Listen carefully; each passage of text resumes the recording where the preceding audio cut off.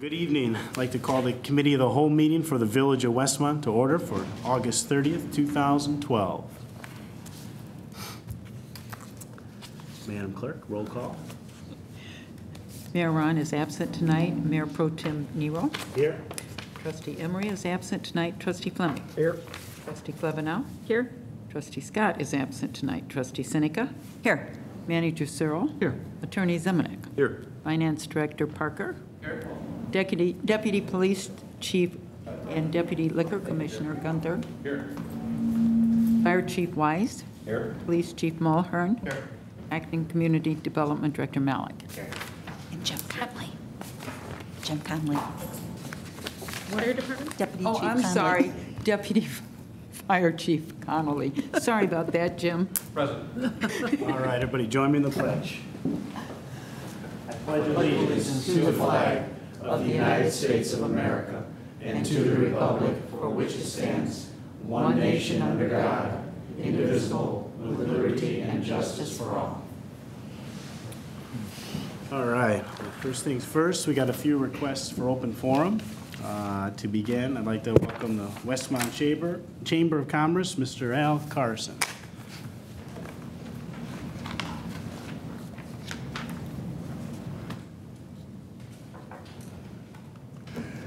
Good evening. My name's Al Carson, Westmont Chamber Tourism and Events Committee, and I'd like to ask all of you to give some consideration for one of the most exciting events that I think we're going to have in Westmont this year, and that's the Westmont Pet Promenade. It's the first of its kind in Westmont, and primarily we have it designed to have 16 vendors there. And the vendor's primary responsibility will be to educate the families of individual pet owners. It will be on Saturday, September 15th at Ty Warner Park, and it will be from 10 a.m. to 2 p.m. We also have an essay contest going on in the schools, and we have received several now who have submitted their request in the essay contest. The winner of the essay contest primarily will be our Grand Marshal, so we hope one of the young ladies or one of the gentlemen out of the elementary school will be leading our parade around Ty Warner Park. It should be exciting. We're putting a lot of effort into it, and we'd like to have each and every one of you who have a pet, bring them out. We keep always saying dogs, but we have a cat groomer that's going to be there. We're going to have reptiles. We're going to have almost anything imaginable. So I don't feel, if I don't mention your particular pet, that you can't bring them out. We're kind of always talking about dogs because that seems to be the center focal point. Here, this gives you a little bit of our calendar, and we'll give you an idea of some of the events going on. We also will be requesting a sound amplification as well as maybe some additional porta potties. Any questions any of you might have about the event? Sounds fun. If not, I thank you very much for your time and look forward to having each and every one of you with your smiling faces, bringing your pets out, and we'll enjoy having you at the first Westmont Pet Promenade. Right. Thank you. Thank you. All right, next we got Bruce Barker. I'd like to come up and talk about a local art show. You know, I'm actually here to talk about a couple events. The first one being an art show. Hopefully, these posters are showing up all over town. We're pretty proud of this. We were able to bring an art show together, actually design it, bring it together, and have it here at our Westmont Public Library. The folks at the library have been great to us, and this is actually an art collection that belongs to Father Jerry Watt over at Holy Trinity, and we assembled this show to exclusively have it here in Westmont. And then from here, it'll be a traveling show, and we're looking for other venues to send this out to. In fact, it might go from here to Illinois Benedictine College, but it's very nice print work. It was done by a lady that was actually a printer, a painter, and a poet. So she's very talented, and this is her complete collection of about 45 years worth of work of these prints. And actually opening day, September 16th at 1 o'clock from 1 to 5. We are going to be set up where the children can come in, and it's interactive, so the children will be able to come in and do a print from one of her original blocks and then take that print home. And then following that, we're also going to schedule a few more events at the library where the schools can come in and visit, and we'll run the same demonstration for them. So we're happy to have it here in Westmont. And I know the best way to get the trustees and the mayor there is to personally invite them. So I have them all in order. Chairs. Hope to see you there. Bring some friends, bring your family, and it should be a great time. The second thing that we are promoting, actually I turned that upside down, didn't I? How's that? Thank you. The second thing that we're promoting at Holy Trinity is this concert, and we just made this deal the other day. We were here about 6 months ago when we did a Audrey Assad concert and did it over at the Tivoli in Downers Grove. And our goal is to have these events and have them here in Westmont.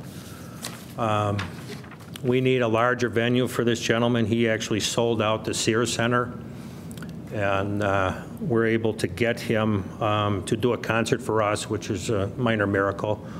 But the venue that we're using is Clarendon Hills Christian Church. It's a beautiful auditorium with the state-of-the-art sound system and lighting and all that. So we have this concert set up, and it's designed to bring people together. It's to build community. Family-friendly prices, $20 for adults and $15 for under 17. It's not, your $75 concert ticket. But all the seats are good seats, and we hope that anybody that would be interested in that is September 27th. It's about a month away. And we look forward to seeing anybody from the community or anybody from the Board of Trustees at this event. I know some of you, Sue was there at the last one, and we were thrilled just to be able to do it. And that's what we want to do, is bring people together, have a good time, make it affordable, and our goal is one day we'll do that here in Westmont. Okay? Do you have a time of the concert? We actually haven't set the time. It'll start about 6:30 or 7 o'clock is typical, about 3 hours of music for $20. And first-class music. As I told the previous meeting, this is music you can listen to and you don't have to worry about the song lyrics. It's all appropriate. It's not like turning on the radio these days. Okay? Thank you. Thank you very much. Thank you. Thanks, Bruce. All right. Up next, we have Mr. Bob Mueller.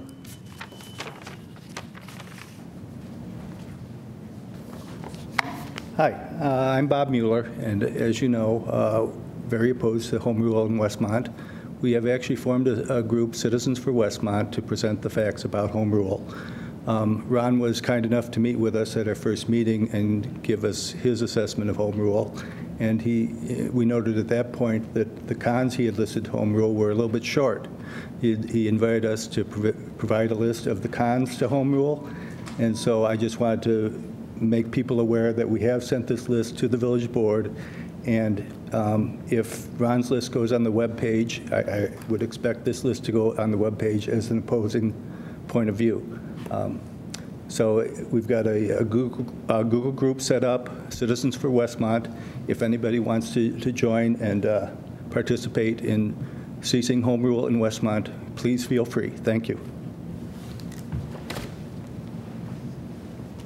Up next, Tom Mulhern. Good evening. Thank you. I just wanted to announce something that we're very proud to announce starting this week, and we're going to open up our Citizens Police Academy. We'll be starting in the fall this year rather than in the spring like we always have had in the past. The classes will start September 26th. Classes will be on Wednesday evening from 6:30 till 9. And I believe there's 8 to 9 classes this year. We cut it down by 1. Residents and anyone working in the villages are requested to attend. It's very informative and very enjoyable in the past. It gives a chance for our residents and our community to learn a little bit more about their police department and their officers. It gives them a chance to sit and meet the officers in a more friendly and relaxed atmosphere on a one-on-one basis and get to kind of see like what the officers go through on a daily basis. So if you are interested, we'll make sure we get the applications or information way to get an application up on the website. Deputy Chief Ross Brunza is the contact person and is the program coordinator for this year's academy. And he can be reached at, if you want an application emailed to you, at rbrenza, B-R-E-N-Z-A, at westmont.il.gov. Or anyone can call and ask for us at 630-981-6300. Just follow the prompts and dial in Deputy Chief Brenza's phone number. And hope to see a lot of people there. Right now, Ross feels very comfortable that we should have a class, but we'd like to get as many as we could and get our people to learn, our residents learn more about their police department. Any questions? Okay, and the other part is, too, is just remember everybody have a safe and happy holiday weekend, Labor Day. We are out enforcing the DUI laws, driving under the influence laws, and also seatbelt laws. So please drive safely, drive carefully. And after the weekend, please remember that schools are opening, which I think most of the parents know, so they can enjoy the peace and quiet around the house. But please, anytime you drive near a school, past a school bus, please use extra caution for kids. And make sure you follow the rules of the road and the state laws as pertaining to passing school buses, school zones, and keep our children safe. And that's all I had. Thank you. Thank you. All right, next we have Grace Snyder-Kurika. Sorry if I pronounced that wrong.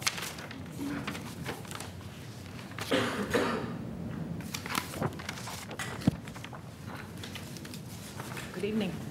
My name is Grace Snyder-Kurika. Received this home rule handout from Ron Searle.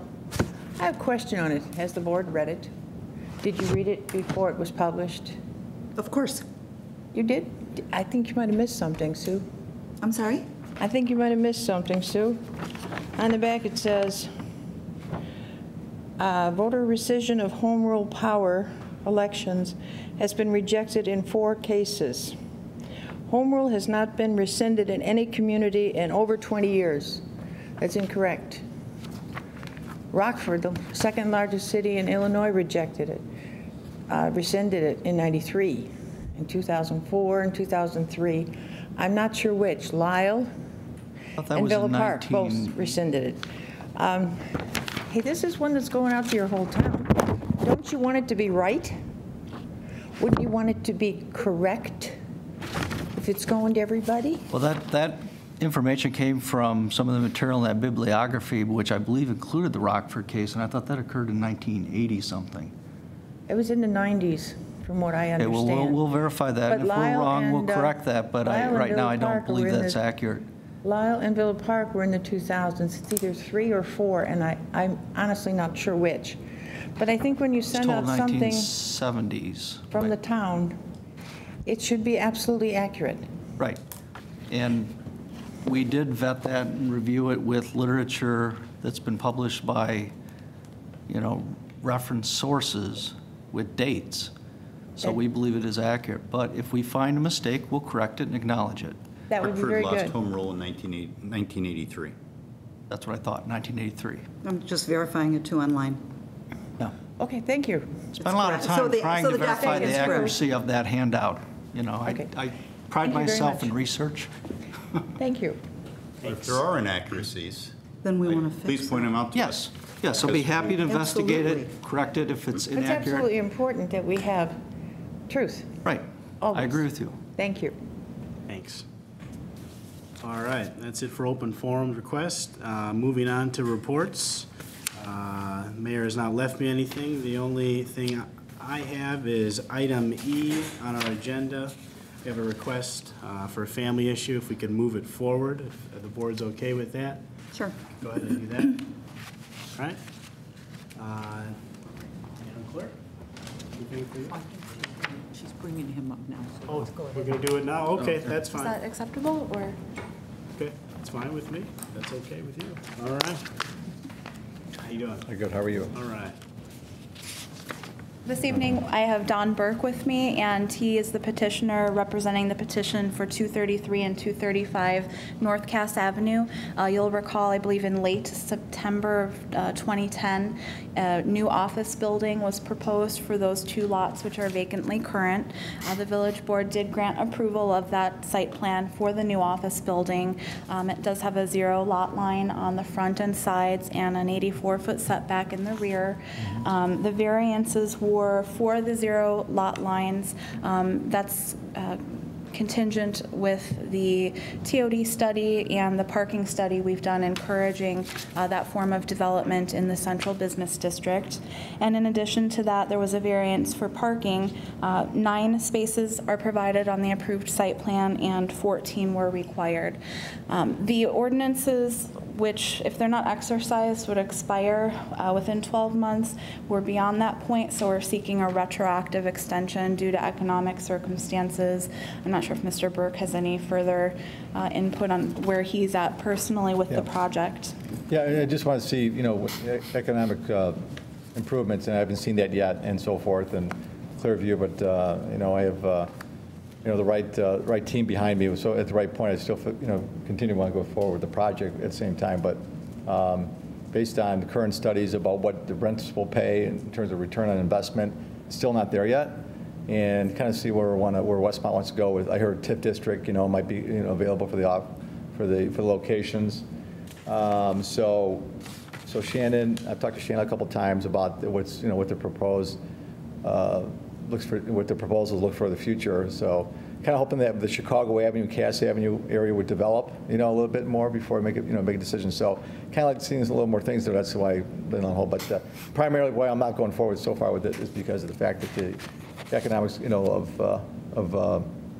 have not improved yet really that much. So I can stay in touch with a lot of real estate people in the area, like Butler Partners and so forth, getting their take on what's going on.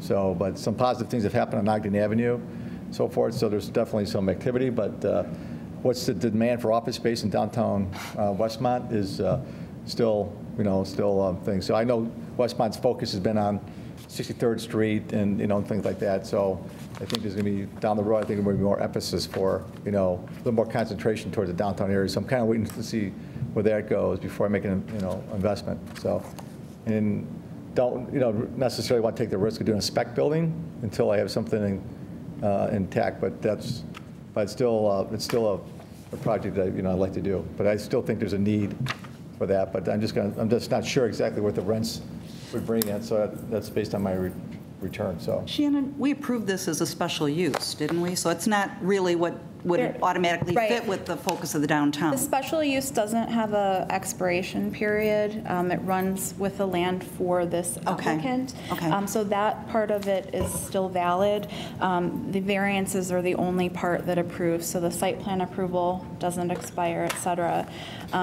So yes, there was a special use for the office. This is a little bit, further north in downtown, a couple of blocks north of the intersection. And I think when the project was initially considered, intersection of the train and Cass. So I think when the project was initially considered, there was, the location was part of that discussion. Absolutely.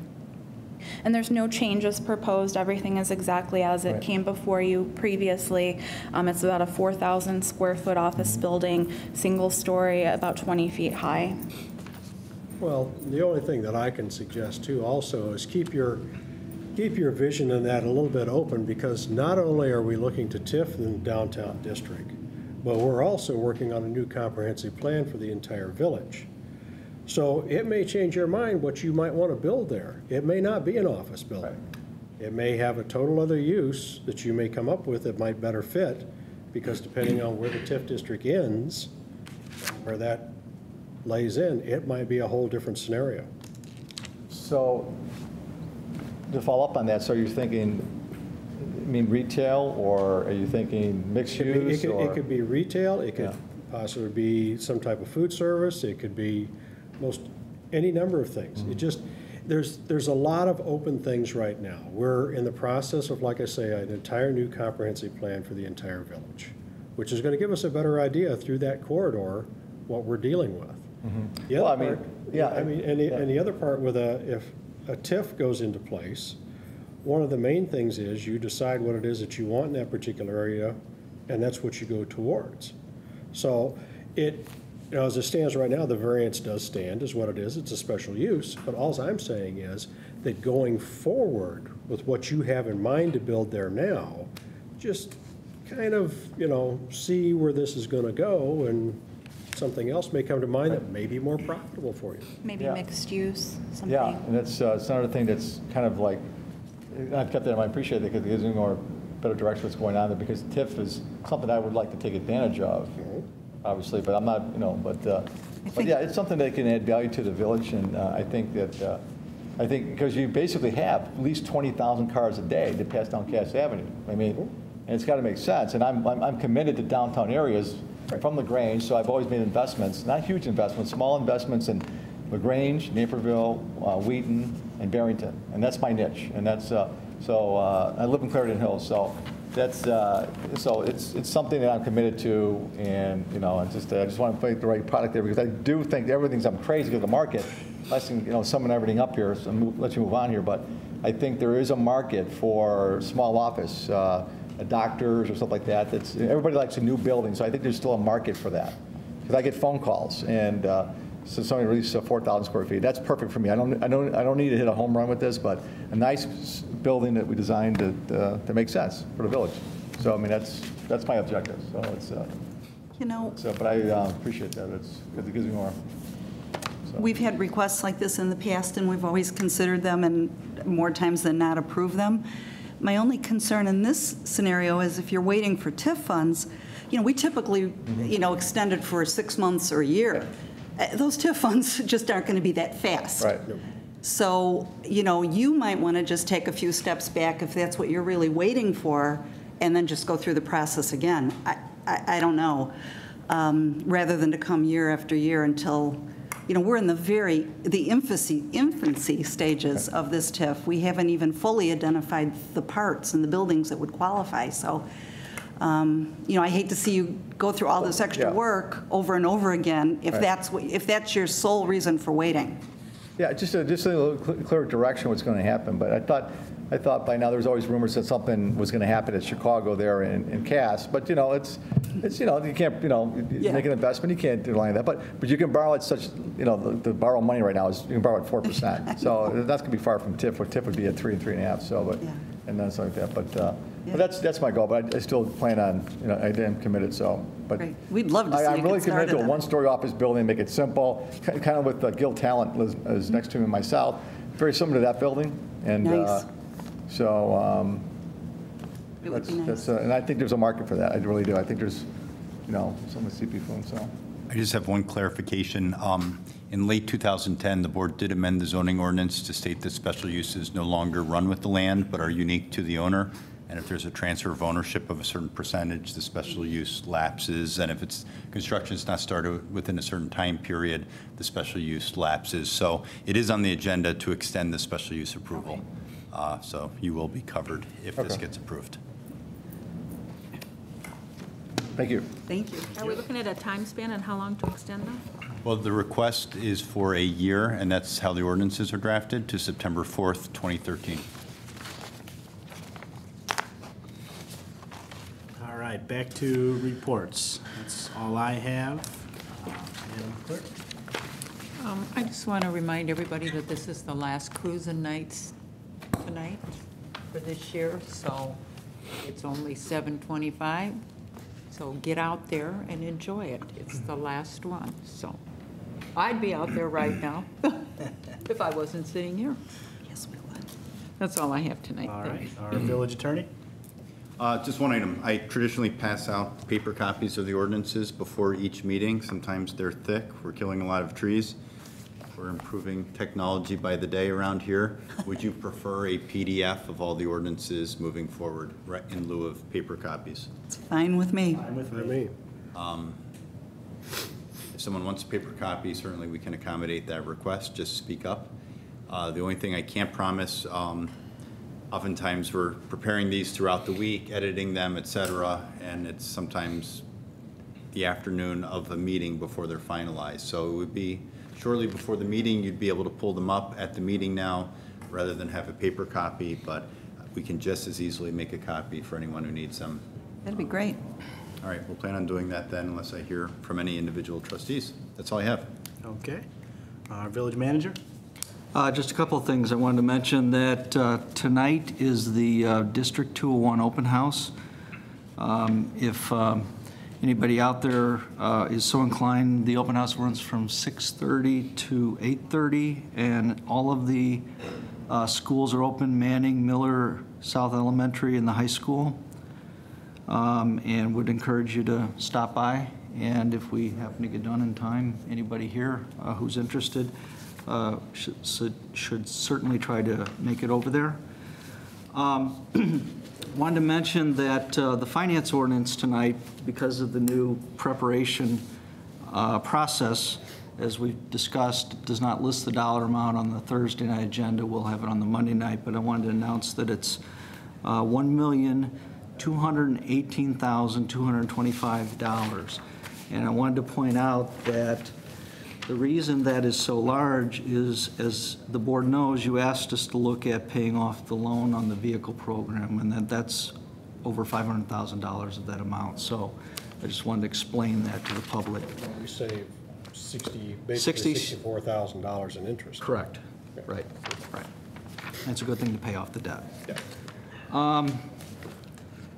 And then regarding the home rule question, I wanted to mention that, as we've talked about before, the referendum is coming up on November 6th. Yes, there is a handout in the back that's available, and there will be a PDF available on the website shortly. So we want to encourage residents that that will be on the ballot to be aware of that, and you have an opportunity to vote on that question. We're still in the process of setting up some community-wide meetings. I can announce that I had permission. I'm sorry, I'm losing my voice tonight. I have permission from the chamber to announce that the State of the Village address is coming up on October 10th. And it's going to be a little bit different this year. It's going to be in the evening. It's going to be at the Westmont Junior High School. And I've already talked with the mayor, and of course one of the probably focal point discussions will be a discussion about home rule and the facts that we presented, in written form, and we'll be presenting in various presentations around the community. Excuse me. We also have so far scheduled another public community meeting, and this one's on October 22nd at the Westmont Senior Center. It's going to be at 10:30 in the morning to 11. And I believe the community, that is open to the community as well. Hopefully we'll very shortly have a complete list, and we'll have a press release that we'll issue on this and be able to go down the list comprehensively. I just want to comment briefly on the two comments that were made tonight about the handout. I do appreciate the invitation and the opportunity to speak to the Landlords Association. That was an opportunity, I think, to try to express the factual statements about home rule. I did say at that meeting to Mr. Mueller, who commented that he thought it was a little heavy on the advantages versus the disadvantages. We spent a lot of time looking at a lot of material and tried to identify the principles or the issues, and that's what this handout shows. It doesn't, for example, under arguments against, one of them is potential for abuse of broad powers, and I'll be happy to look at the document that Mr. Mueller sent, but if it's a series of examples that fall under that category, we're not going to amend the document because we don't list every possible thing that could be done under home rule. That wasn't the point of the document. We're just trying to state the facts. So I just wanted to make that comment. And then Grace, just to you, twice now you've come and you've made 2 misstatements about the issue of home rule. The last time you made a comment about what the question was in Downers Grove. That simply wasn't true. Tonight you came and you made a comment about questioning the handout in terms of the rescission of home rule. I guess I'm just asking, please, in the future, double check your facts. I'm not infallible. I'll be happy to make corrections if I make mistakes, and I will admit it publicly. But I do pride myself in trying to get the research correct, and I'll double check everything that's on that sheet, and if I made a mistake, I will publicly acknowledge that. But I would ask that if you come, try to have your facts. Thank you. Can I make a follow-up comment? Well, this is my report. Open forum. No, this is not open forums over. No, but I'm making a comment on Ron's comment. No.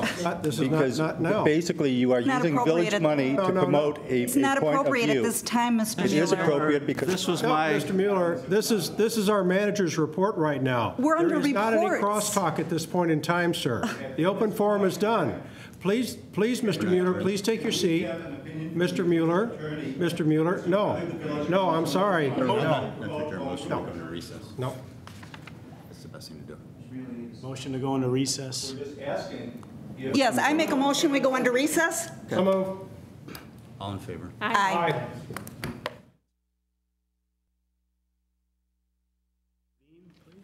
So move. Second? All Aye. in favor? Aye. Meeting is reconvened. I'm sorry.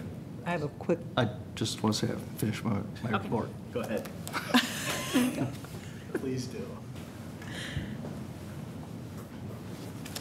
Sorry. Are you finished? I'm finished, yeah. Okay. I just wanted to let you know. I didn't get a chance to say that before we recessed. I'm done. So, Thank you. In more ways than one. I just want to remind I've got everybody interrupted. that I'm sorry, No, not by you, by Mr. Mueller. that meeting, our meeting will be Tuesday night at 7 o'clock. We will not be meeting on Monday night because it's Labor Day. So Tuesday night, 7 o'clock is the regular board. Okay. All right, moving right along. Trustees. Trustee Seneca. Thank you. Just wanted to remind everyone that there will be an Economic Development Committee meeting on Wednesday, September 5th at 9 o'clock here at Village Hall. It's open to the public and to the trustees. Everyone is encouraged to come. Those are really good meetings, and we kind of get a heads up on things that might be happening in town or coming down the pipe, so that's really good. Also wanted to just mention and say thank you to all of the businesses that came to our public safety meeting this past Monday. We had a special meeting on the gaming issue. Chief Mulhern put together a great presentation, had a lot of good facts for us. The businesses really, really made their case well, made it very strongly, did a great job. I was saddened that we didn't have many residents here. So this will be a topic coming on a future board meeting, and I would just encourage, if this is important to you, let us know. Call us, email us, something. But it's very important to the community. So that's all I have this evening. Thank you. All right. Trustee Clemenow? I just want to again remind the kids are back in school, so please be very, very careful. Especially, it's starting to get dark earlier and earlier, so please be careful with those kids out there on their way to or from school or just playing. And I just want to wish everybody a very happy and safe Labor Day weekend. Thank you, that's all. Trustee Fleming?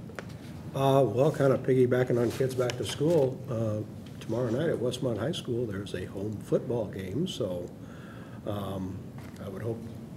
Oh, we're at all of them. We never missed one yet. Oh, and I'd also like to say welcome to our 2 exchange students that are now in town and both attending Westmont High School. Muriel is staying with my wife and I, and Standa, who is from the Czech Republic, is staying with the Hancocks. And they both are attending Westmont High School. So tomorrow night, will probably be their first American football game that they've seen, and they're both looking very much forward to it. So we're going to go tomorrow night and see what happens. But that's all I've got. Thanks. All right. Moving right along, number 6. Any items to be removed from the consent agenda?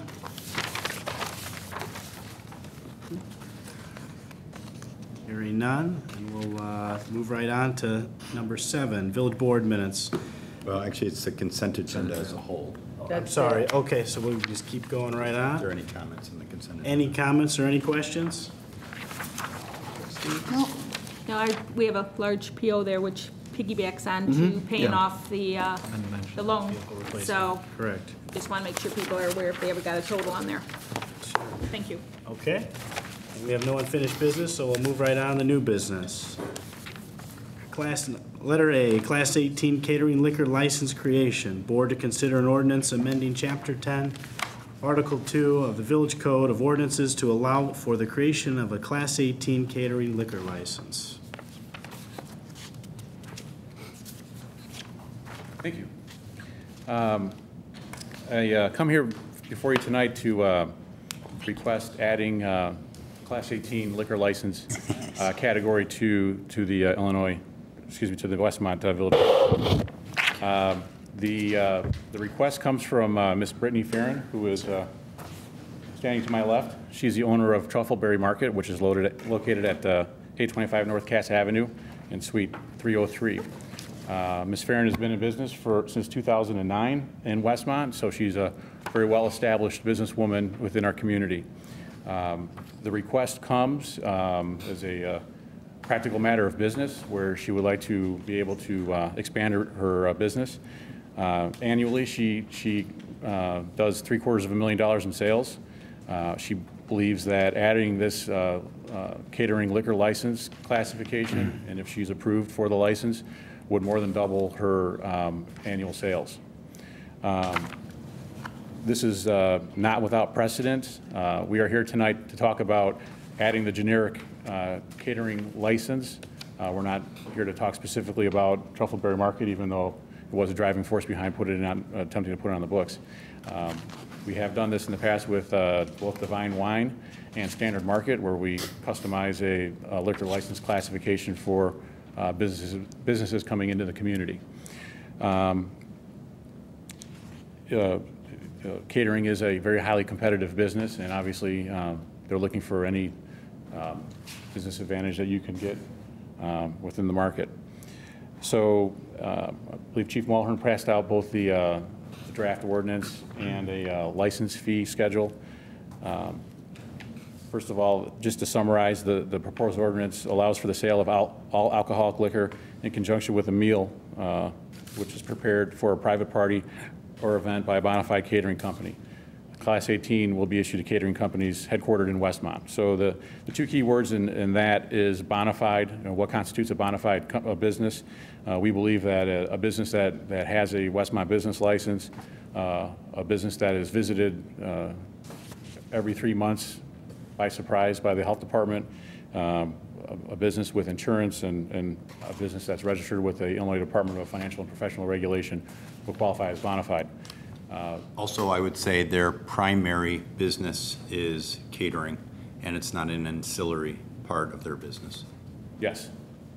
And another important point is that they're headquartered within Westmont, so they are within our corporate boundaries. One of the once a Class 18 is adopted, a business would have to then apply to the Illinois Liquor Control Commission for a specialty retailer's liquor license. So not only would a business have both the Class 18 through Westmont, but they'd also have the SRLL. The governance of the ordinance when the business is conducting a private party within Westmont, the ordinance would govern when the catering company moves outside of the corporate boundaries of Westmont. The SRLL would govern along with any laws or rules for the municipality that you're going to. For example, City of Chicago, they require a outside catering company coming in to apply for a permit for Chicago.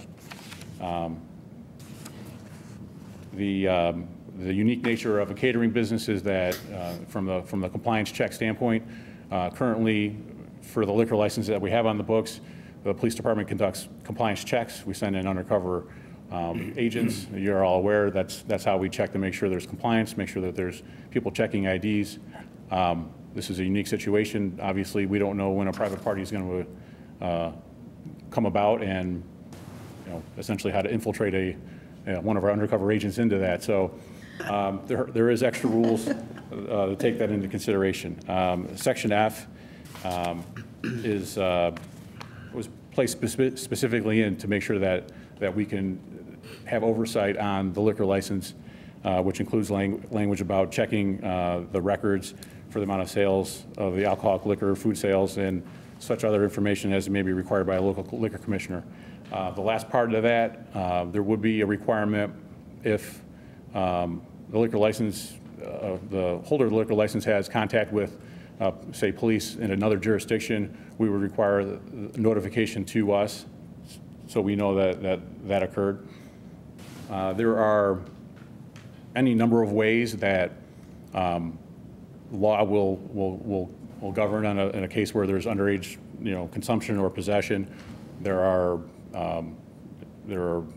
laws on the Illinois books that say that you can cite the person providing the alcohol, the person receiving the alcohol, and effective January 1st, 2013, new law in the book for being able to cite the person that hosts the party. So if somebody hosts a private party, and this will be very applicable for a number of reasons, but if there's a host of a private party, say parents know that there's 2 or more children in their home underage and consuming alcohol, those parents can be charged effective January 1st, 2013. That would also apply in a private party situation with a caterer. So we feel that there are ample safeguards in place, both within Westmont and outside of Westmont, for us to feel comfortable.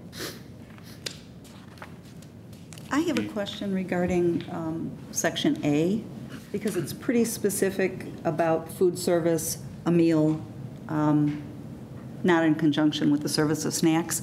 And I don't know how prevalent it is, but I know I've been to events, specifically weddings, where it's in somebody's backyard, and it's not a buffet meal, but it's hearty appetizers. There might be a couple carving stations, there might be sandwiches, but it's not a meal per se.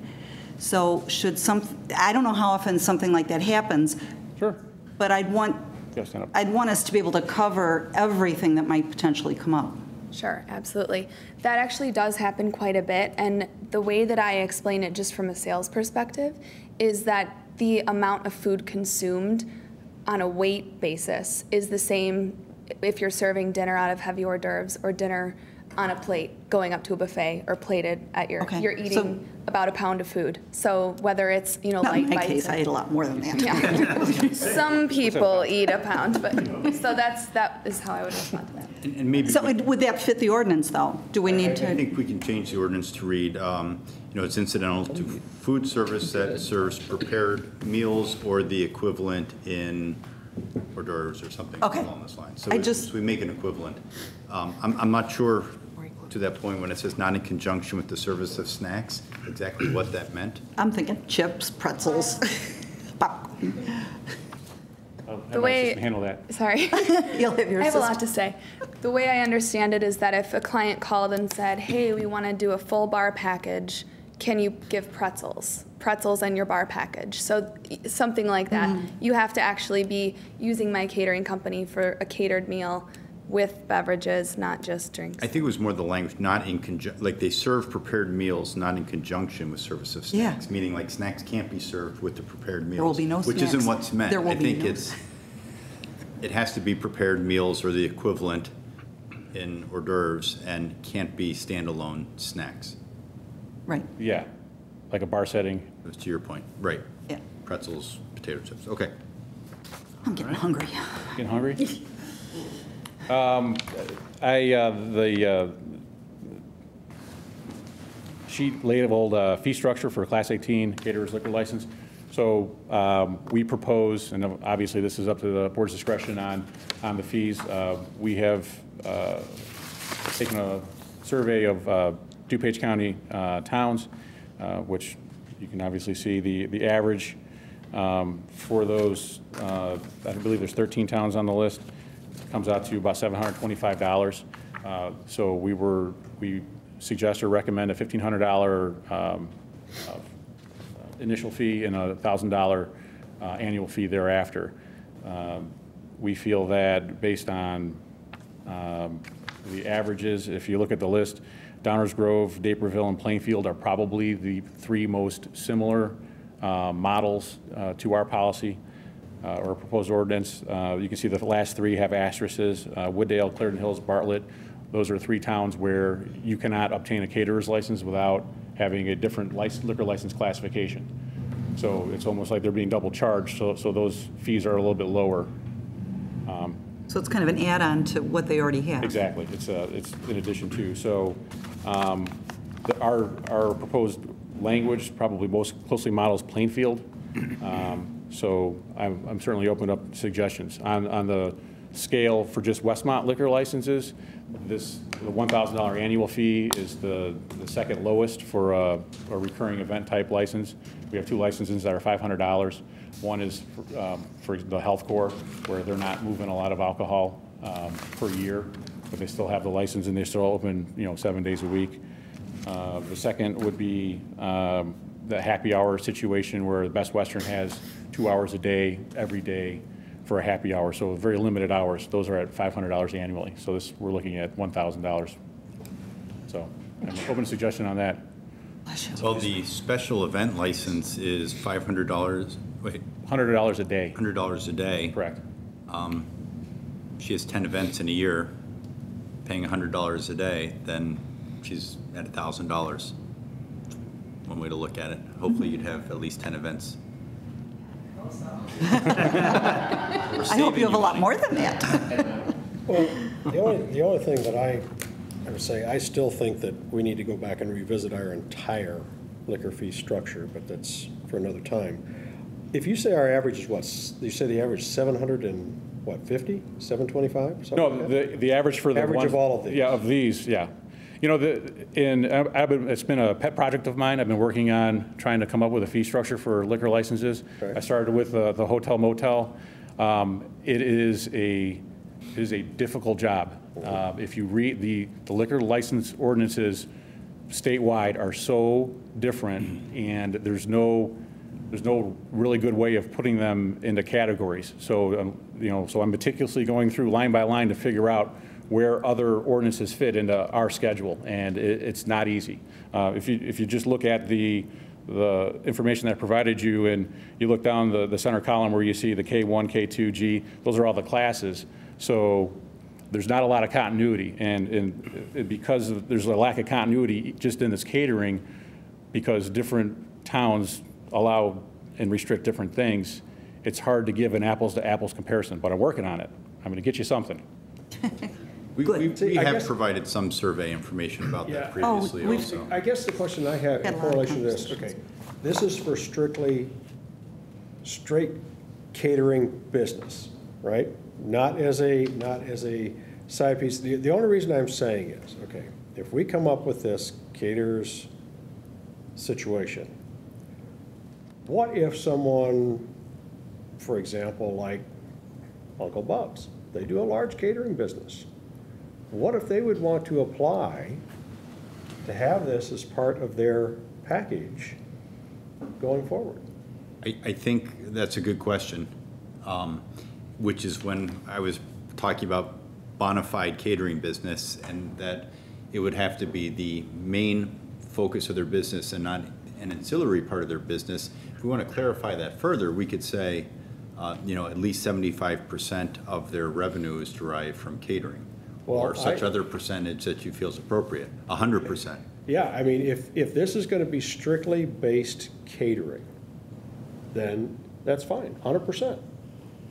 Because I think you leave that little door or whatever, then we get into a situation of trying to figure out, okay, well, you've got 75% this, and you got to figure all this out, whatever. Just if it's going to be a new license on the books for catering companies solely.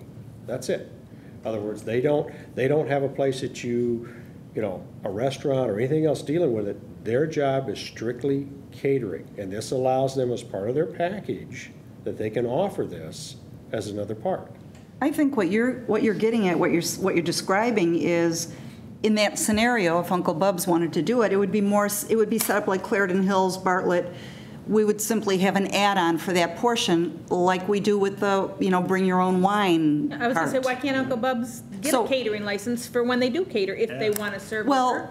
You know, to get, what I'm saying is with the cost, the way Deputy Chief Gunther explained, Bartlett and Clarendon Hills, you know, those people already have liquor licenses. That's why this is so much less expensive for the catering portion. So that's what you just described. Right. We would just model after that, I would assume, if it came up or something similar. Wait a minute, but could Uncle Bub's serve when they go to a catering? Well, I mean, it would They depend. can't serve It liquor. would They cannot. depend. It's off premises. Correct. You know, it'd be off premises. So why wouldn't they be able to come and apply for catering if they wanted to do it? That's the question. And pay an extra 1,000 or whatever the price is? I think the way this was drafted up originally was for a catering business, a standalone catering business, not for a company that may incidentally decide, oh, let's do some catering. Right. Or that may be part of the regular business, but as a smaller part. If you want to do that and expand it, where if you hold an existing liquor license and you also perform catering, you can apply for a catering. I'm just wondering, is there some reason we wouldn't want them to do it? I mean, if we're letting other catering people do it, as long as they pay the 1,000, same catering fee that any caterer would? Well, I think the argument that Trustee Seneca made is some communities, if you are already paying full boat for a liquor license in another classification, you would pay a reduced fee for your catering because it's not the main part of your business. Right. And Sort of an A add-on. lot reduced, 1,000 than what they're No, paying. Pat, is he used in the example on the sheet, like Bartlett and Clarendon Hills? We would have to figure another fee. Yeah, we cross that bridge when we come to it. That's not what we're talking about here tonight. So you're saying that it's just that they would have a second license, but it wouldn't quite be as expensive as like her only license. Yeah. We wouldn't stop them from doing I it. mean, I just don't want think to that clarify that it's a bona fide catering business, and that's what it is. Okay. so collectively, board, do you want some clarification of what bona fide means? Do you want it to say 100%? I guess a question for the applicant. I know some catering businesses will rent out, for example, tables and such as almost like a side business. Like if we're not catering, we're not using it. If the public wants to come in and rent some of our items, or maybe you'd sell plates and napkins and stuff that you have in stock, you'd have some retail or rental aspect to your business. We don't have any retail aspect to our business, and we don't really want one. It's something that really it's important to us. We created our business to focus on quality of events and not quantity. I'm not looking to do, 17 parties in a night. I want to do one wedding that's 500 people, and they're going to look to me for their drinks. Can we do champagne? And if I say no, it's on to the next. It's really a matter of that. We don't have anybody coming into our location. We're just right behind Ty Warner Park. It's totally office park.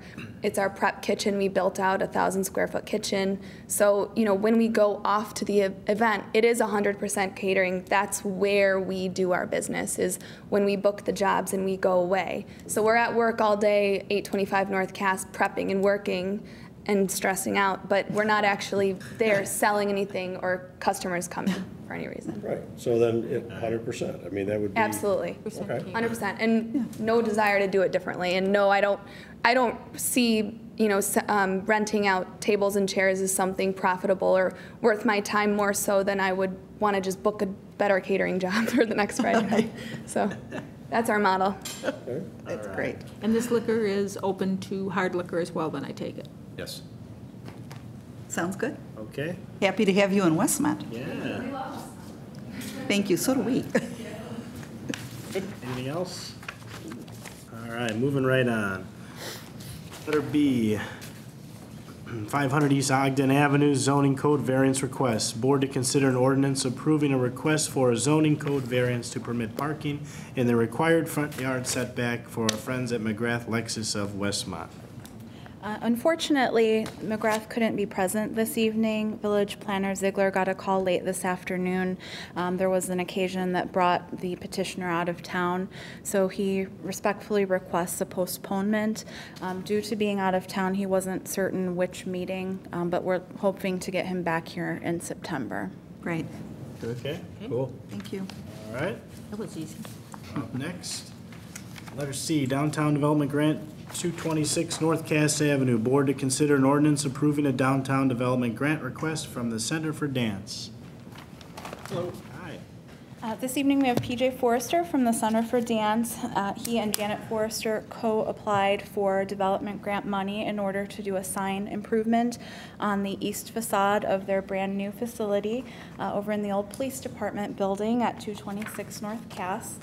Do you maybe want to tell a little bit about your business and the sign plan? My name is PJ Forrester, and nice to see you all again. We recently moved our business from Chicago Avenue to the old police station. I think we came before you guys maybe 6 months ago to do the special use and all that stuff. Everything's been fantastic. It's a great facility, just plenty of space, and business is great. So. Just one thing we forgot when we were doing all the renovations to the building was a sign. So we're here, we had heard about the Westmont sign grant, and it's very generous, so we wanted to apply for it and hopefully get it. So the committee met on August 21st, and the proposed work, it's for a 43 square foot sign. Up to 45 would be allowed, so the sign is within the zoning ordinance parameters. The quoted amount was just over $5,800, and the committee discussed and recommended matching up to 50% of that total, which based on that quote would be about $2,941. Do you happen to have a picture that we could put on? Yes, I sure do. I want the people at home to see it. I thought it was so cute. But that's just me. There we are. Yeah. I love that silhouette. Yeah, bring it down a little. It's nice. I want him to see the top part. Now, there was something in there that said that light he's standing under the figurine is that supposed to light up or something? That was actually, it wasn't on the original, our original plan, but that was a suggestion from the committee. So It was kind of a cute idea, if they could do it. So the committee kind of pitched that as an idea. It would add some lighting to the front facade, and suggested that they'd be open to authorizing additional funding if Center for Dance was interested in going in that direction, as long as it could be tastefully done. And as PJ's mentioned, they're interested in possibly working that out if the board would like to see it too. I can't imagine it's a huge cost. I don't think it's going to be thousands of dollars to. I think it'd be better than just a flat type picture up there. It's kind of unique thinking of it shining some light down if they could figure out how to do it. Yeah. And that wasn't made a contingency of their approval. Looks nice. Yeah. All right. Yeah, I have no problem. I think it's kind of cute. Go for it. Anything else? Looks good. All right, moving on. Thank you. Thank you for coming. Letter D, 220 North Cass Avenue Special Use Request. Board to consider an ordinance approving the following request from Interiors by Gina to operate a high-end resale/consignment furniture store in the B1 Limited Business District. Hi there, thank you. I was first the last time, now I'm last, so. Full circle. I'm Gina Delamora, and I'm here again asking for permission to open up this unique consignment shop. It's a furniture consignment shop, and our slogan is Consign, Wine, and Design. So we're getting a lot of questions about the wine part of it. Ask her about that. Does she need a liquor license? Does she fall under catering at all? Yeah. Just to give you a little bit of information on the wine, we are not looking to sell wine nor serve it on a daily basis. Basically, as a woman, I've learned that we like to drink wine when we shop, when we decorate our homes. So I kind of wanted to just join the forces and offer wine services such as wine tastings. There's a couple of companies out there called Vino Van Gogh or Bottle and Bottega, where they would bring an artist in and give a guided painting. And you get to go home with some art, but you also get to drink wine while you do it. I've also partnered with a company, All Wined Up in Clarendon Hills. The owner, Terry, there, yes, she has said that she'd love to come in and do wine tastings for us. So this is the way we would be able to spread the wine joy at Interiors by Gina. Okay. So if All Wind Up did a tasting and, you know, one of your clients wanted to buy that wine, you would just you would direct them to her place in Clarendon Hills. That's so there'd be no taking orders or anything like that? Correct. And she wouldn't be taking orders on site? Right. Okay. Great. Great. But if they're Sounds serving tastings on site, Well, there has to be a license. I mean, Right. the person doing the serving has to have a state of Illinois liquor license, first and foremost. The question, I don't know the answer off the top of my head, is whether they would need a special events license. Tom, former Deputy Liquor Commissioner. I talked with Deputy Liquor Commissioner Gunther on this and with Shannon. It's been our impression, unless things have changed, that these would be similar to the private parties, which we just talked about earlier. They are private parties. There's no admission. It's closed to the public. I could not just walk into her business and sit down and have this glass of wine. I would have to have been invited to the business, and she would not be letting anybody else in. So based on those definitions, if it meets the state requirement of being a private party, also was very clear is that she cannot charge any type of fee for this. If I were to pay $25 to come to this event, then in effect I'm paying for the alcohol, I'm paying for the event, I'm paying for food. In this case, it's my understanding that there would be no fee. They're just coming in. If they purchase the art, that's an art purchase, they aren't purchasing the alcohol. So that was our understanding unless things have changed. But we felt that it would not fall under the special use permit because it does fall into the private party category. They're not special use, but a special use liquor license, not permit. Special, Would, thank you. because I'm sure I'll wind up, if they have their license there, I would presume that would cover, as long as they're the ones doing it then, just like if this one caterer went into Clarendon Hills to do a private party. I'm sure all her parties aren't going to be here in Westmont. Right. So would All Wind Up license cover when they come into Westmont to serve at her party? Well, what the chief is saying is it wouldn't matter because they don't need a license. This is a closed private event where there's no sale of liquor. Almost like having it at your home, Correct, correct. you know. That's equivalent to the private party. The only thing we would recommend, and I don't know if we can require this, is somebody have some type of liability insurance. If I come and drink at your business and I have too much and I go out and get an accident, you're going to subject yourself for civil action. So you would want either yourself or whoever's providing the alcohol to some type of liability insurance. Absolutely. All right. Sounds good. Anything else? Sounds good. Sounds like an interesting store. It is. Thank you for your time. All right, moving right along. Skip over E down to F, intergovernmental agreement, Pleasant View Fire Protection District. Board to consider an ordinance approving an intergovernmental agreement with the Pleasant View Fire Protection District in regard to sharing reserve fire apparatus. Thank you for hearing this tonight. This is the same type of intergovernmental agreement as we did with Darren Woodridge Fire District with reserve apparatus and equipment. We continue to seek these out and network with our surrounding departments to do the most we can to lower our costs of operations and the amount of equipment and stuff that we need to carry on hand. We've gotten to be a great interconnected group of chiefs and departments. We work very well together, as you'll see when Deputy Chief Conley comes up here next and reports on his next item. And we just ask that you support this, and there probably will be more that are coming in front of you in the future. All right. Council has reviewed it also and believe there's no issues.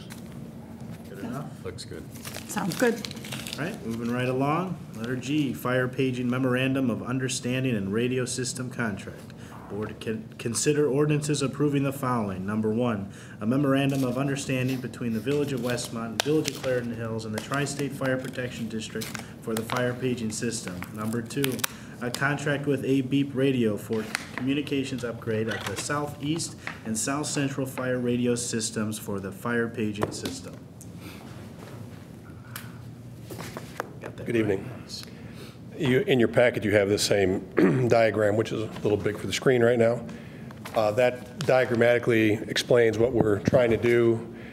In a nutshell, this is a 15-month project, and tonight is the hopefully the beginning of the construction.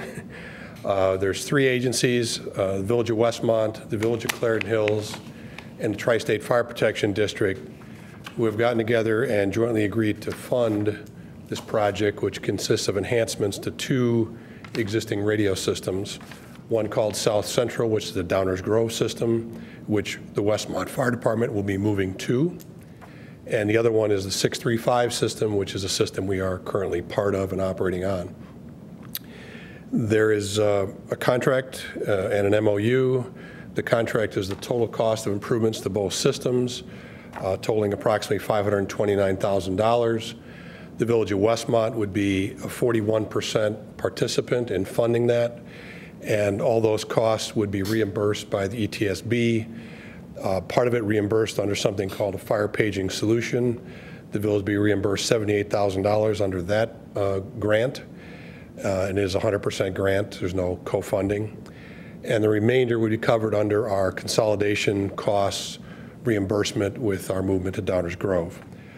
Both of these items have been ratified by the ETSB board by resolution, and the 2 resolutions are attached to your packet. I'll just stop there and see if you have any questions.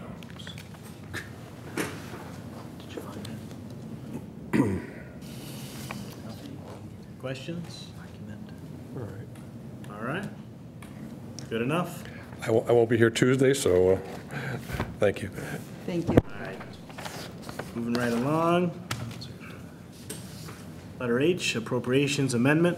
Board to consider an ordinance amending appropriations for corporate purposes for the fiscal year beginning May 1st, 2012 to account for debt payment. Good evening. As the board is aware, this was kind of an item that's been mentioned previously and was discussed in detail at the last Administration and Finance Committee meeting, so I won't go into a lot of detail, but for the benefit of those watching, I wanted to at least explain briefly. As was discussed at the Administration and Finance Committee, we have a loan outstanding for the purchase of some capital equipment, and we're able to make a principal payment on that to pay off the loan to be able to save over $63,000 in interest payments. And in order to do that, we have to make the principal payment.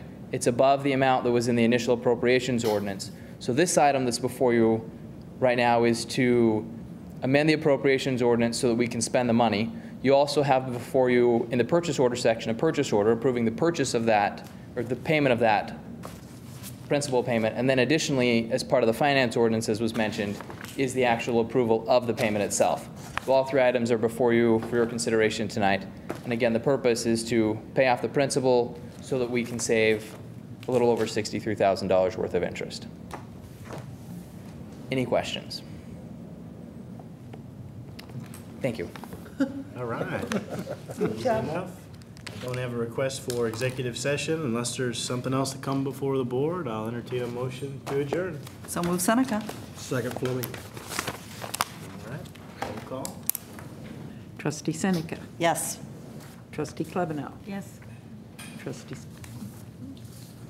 Klebanow. Let's see, Trustee Fleming. Yes. Trustee Nero. Yes. Did everybody? That's Meeting is everybody. now adjourned. Good night.